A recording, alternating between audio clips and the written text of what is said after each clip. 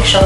Ay, cooking show! Let's go guys! So kapag gagawa kayo ng mango grahams, kailangan yung all-purpose cream, i-ref nyo muna. Ang una natin gagawin is hiwa-hiwain tong mangga. Okay, let's start. Hiwain natin siya. We have here yung tawag dito. NANI?! Sangkalan yan guys, sangkalan.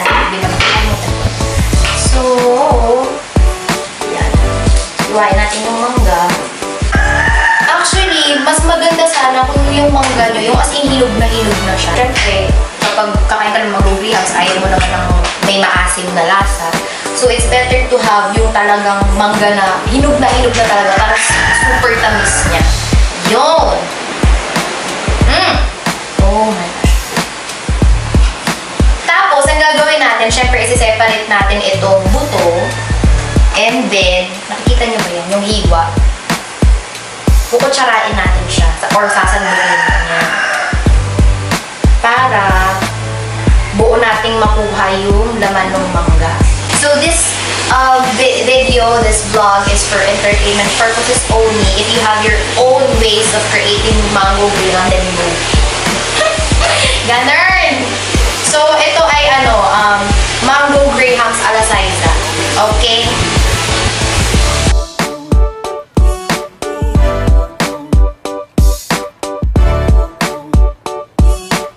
Tapos na natin siyang balatan and such. Ngayon naman, hihiwa-hiwain na siya. Actually, yung iba, ang ginagawa nila, hinahiwa nila ng parang palentwise. Pero, may papakita ko sa inyo another way or other way to cut the mangoes. Hihiwain natin siya ng paganito. So, bakit nga ba natin siya hinihiwa ng paganito? Kasi di ba pag lengthwise, parang pag kinain mo na yung mango grahams, tapos palentwise yung ginawa mong cut, hindi mo siya malalasahan or may mga parts na parang walang mangga. So, ngayon, ang ginagawa kong hiwa is pa ganito. Maninipis na ganito. Para kapag nilagay mo na siya, kapag kinain mo na yung dessert, every part of it, may malalasahan kang mangga. So, that's the reason why ganito yung ginagawa kong way ng paghihiwa ng mangga. O, diba? May bago na naman kayong natutunan. Uy! Natutunan! Ganito yung hiwa na ginagawa ko, palapad siya. Kasi yung ginagawa ng iba, ganito, diba? Parang palentwise. Pag ganito.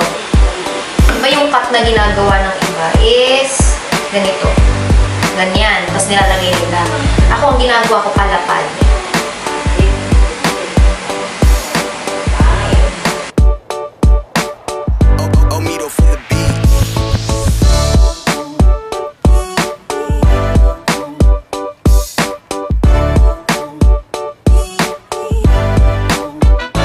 Ayan guys, yung pinakauna ko talagang ginagawa ay yun nga, yung paghihiwa ng mangga. Kasi siya yung medyo parang, alam mo, matanggal yung gawin. At saka, madali na lang kasi lahat, basta nakahiwa na yung mangga, mag-ano ka, pak, maglalagay ka na lang. So, yun talagang pinakauna kong ginagawa, yung paghihiwa ng mangga. Ang sunod natin gagawin is yung pagmimix nung all-purpose cream and nung kondensada. So, again, before you start everything, you have to chill the all-purpose cream first. Kailangan mo munang ilagay yung all-purpose cream sa ref. So, tara, kunin na natin yung all-purpose cream na pinalamig. Let's go!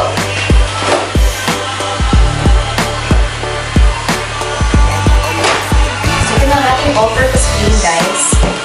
Ito yung ating bowl.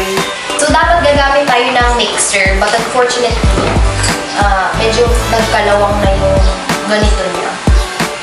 Kaya ang gagawin na lang natin is yung mano-mano. So, ito yung gagamitin natin, guys. Magmamano-mano na lang tayo ng mix. Pero mas maganda sana kung may mixer para mas mabilis na lang siya. Pero again, pwede rin naman siya na ganito.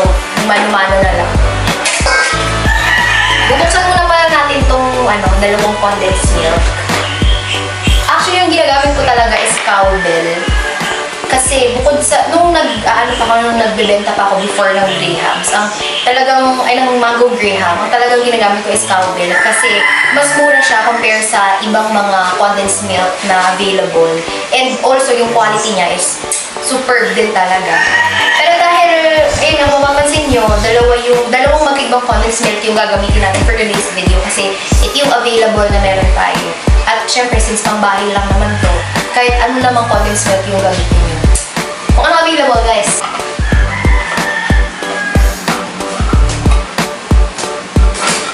So ngayon, hahaluin na natin sila. Ayan. So kaya din ganito yung pag-o-open natin ng all-purpose cream para talagang masusuyod mo yung makukuha, lalabas talaga yung madali mong malalabas lahat ng laman all-purpose cream. O diba? Para talaga naging cooking show na kung vlog mo. Pero again, this vlog is for entertainment purposes only. Kanya-kanya tayo ng kanya-kanya tayo ng style ng paggawa ng mango graham. So, huwag kang dyan. Itong basher dyan. Yarn! Diba? Perfect.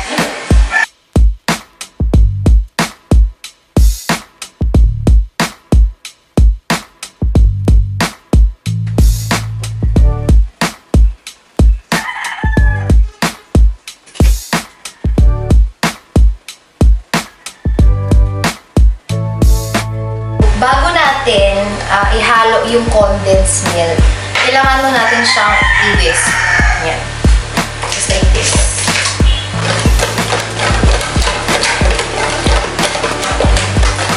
Ayun. Kaya maganda din guys na meron kayong may tawag dito. May mixer. Kasi parang, pag gano'n kasi, parang ang hirap ng pangawit siya. Pero okay, pwede rin naman yung ganito yung parang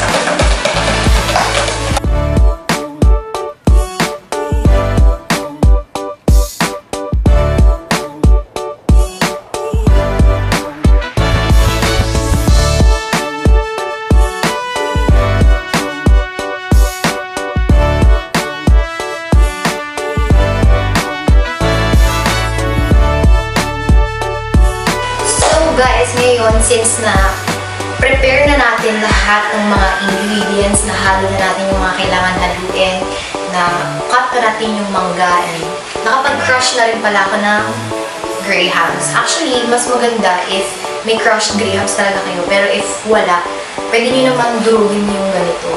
So yan, nakapag-durog na ako, and tada! Ayan, so ilalagay na natin siya ngayon sa ating lagayan. Actually guys, kanina nakapaggawa na ako sa tub. So ito siya.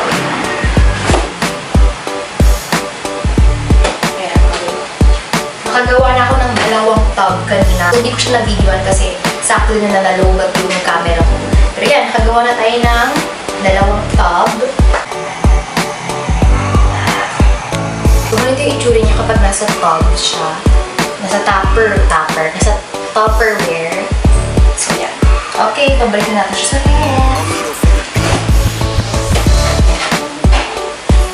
Diba guys, yung mga cooking show, yung nagluluto sila, tapos meron na silang natapos na finished product ganyan. May finished product na pala sila.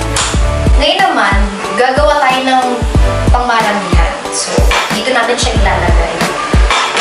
So, that's what we're gonna do. Let's go! Ito yung mahirap sa grahams kasi kapag hindi as in super perfect ng lalayan, kailangan mo putol-putol ng mga crackers. So, challenge ulit.